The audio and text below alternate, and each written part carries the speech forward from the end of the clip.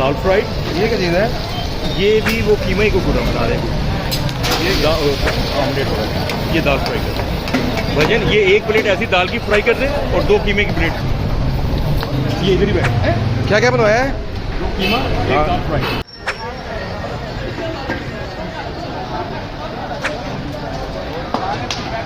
क्या कह रहे थे वो कह रहे जी 3 कीमा फ्राई खत्म है, दूसरा कीमा सादा। मैंने कहा वो सादे को फ्राई कर दो।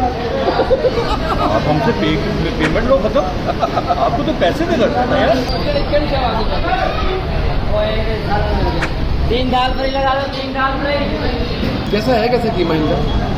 अभी नहीं, अभी कुछ नहीं। अभी कह के ना कीमा फ्राई बहुत मज़ेदार होता है सर। इसमें सबसे बड़ी क्वालिटी है कि फ्रेश